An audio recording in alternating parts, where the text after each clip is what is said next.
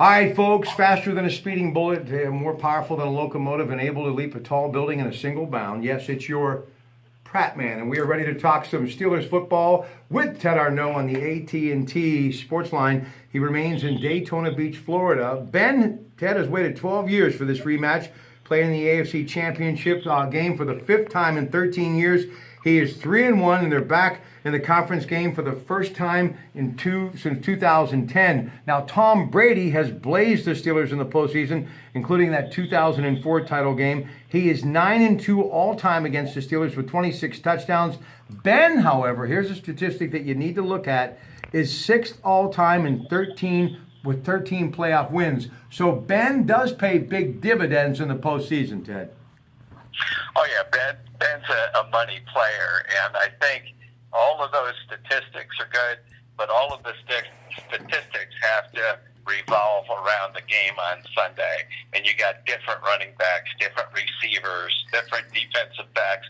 You've got a Steelers defense that's really growing in confidence and ability. And I think what you're going to see is one unbelievable game. And I think, certainly, my opinion about Belichick. He's going to do things that nobody really expects that he's going to do right now. And he's going to try and take away the running game. He's going to try and take away Antonio Brown.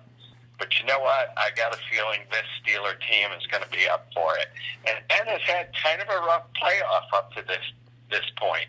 And I think Ben is the kind of quarterback that he's going to cut loose. And, he did that against Atlanta. And, out of the last 3 or 4 games, he's been somewhat stifled. He had a great game against Atlanta. But I think you're going to see Ben come on court, and you're going to see a lot of these receivers that are not on Belichick's primary list starting to make big plays.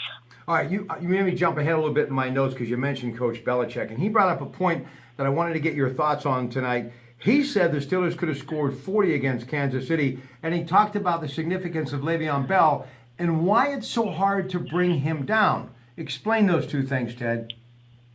Well, it's his. Well, first of all, you look at all the trips they had to the red zone, and he's just doing simple math. That instead of doing 6 field goals, you had 6 touchdowns. You get 40 points, or 40-plus points. And as far as Le'Veon Bell, he's trying to play the mind game.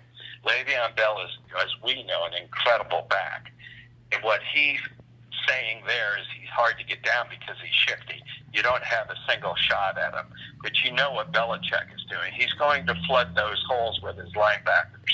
And if the Steelers do not counterman that by short passes, once again, who I think is going to be one of the keys is Jesse James.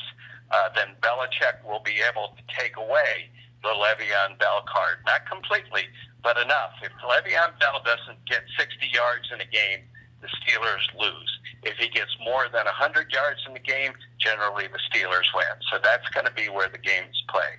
Brady going for his 5th Super Bowl ring, 3 for Ben. By the way, Bart Starr, you may remember him, number 15, the legendary Green Bay Packers, has 5 league championships.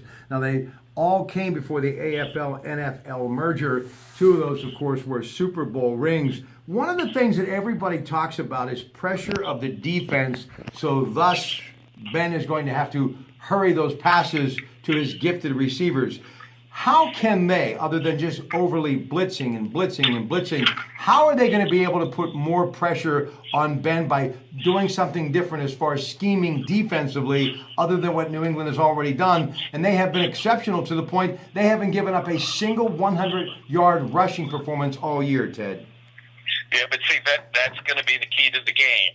They cannot blitz Ben and also stop Le'Veon Bell in the run.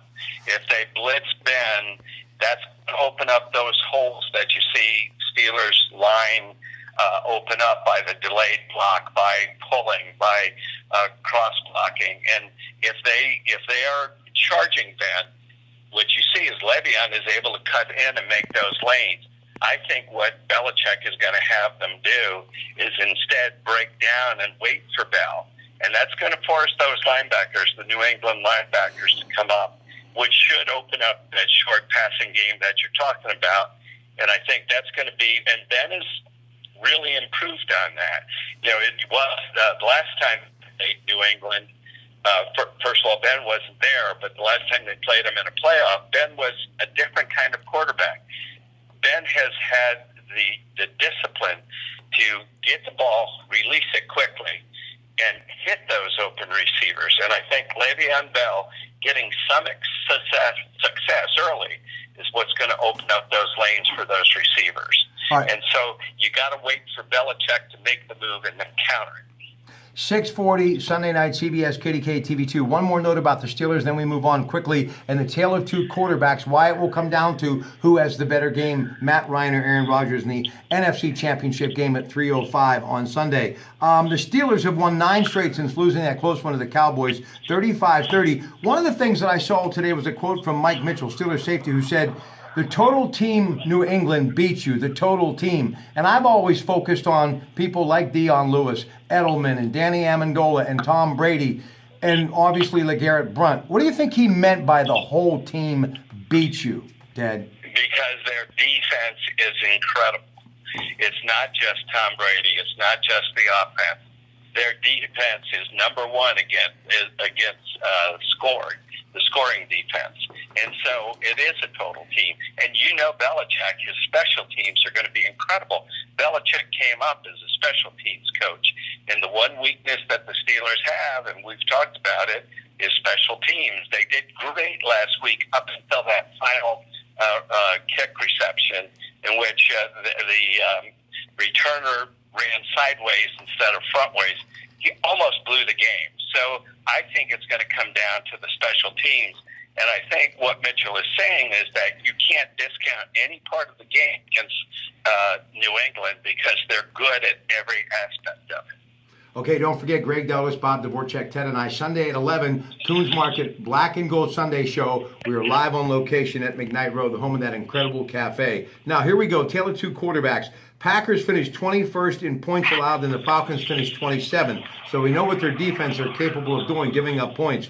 Matt Ryan, 71 more points than any other team in the National Football League. And by the way, a passer rating of 117.1, best this year and best 5th all-time on that top 10 list. 4,944 yards and 38 touchdowns. 5 games, 14 touchdowns, 0 interceptions.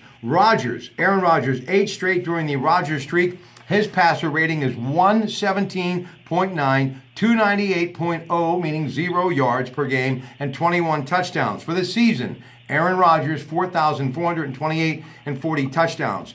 Green Bay finished 31st in pass defense, and Atlanta was 27th. So what's that mean, kids? It means that Aaron Rodgers and Matt Ryan are going to light up each of these defenses. And when the dust settles, whoever gets their, football out of the holster more than the other, that's who's going to be headed to the Super Bowl. Ted. Well, you look at the last game, it was a 1-point game. So, I mean, you can see what's going to come out. It's going to be... it's going to look like the skies over Iraq right now with planes flying every which way. It's going to be an exciting football game. It's going to be a wide-open football game. I just have to give the edge to Atlanta because of all of the injuries on the Green Bay defense. But I'll tell you what, they have come up time and time again, and it's going to be one of those games, in my opinion, that whoever has the ball last is going to be the one who wins. All right, listen, you mentioned Iraq, and I think of my good friend, West Point grad, former state senator, former state representative, CEO of the PA Coal Alliance. There is not a bigger Steeler fan out there. Lieutenant Colonel John Pippy, I know you're serving overseas, but we want to salute you this big NFL weekend, and I know how much you love the Steelers Armed Forces Radio. I'm sure you'll be plugged in. Ted, always a pleasure. Enjoy the satellite liftoff tonight on the beautiful shores of Daytona Beach, and we will talk to you on Sunday at noon. Gotcha, Sunday at noon, huh?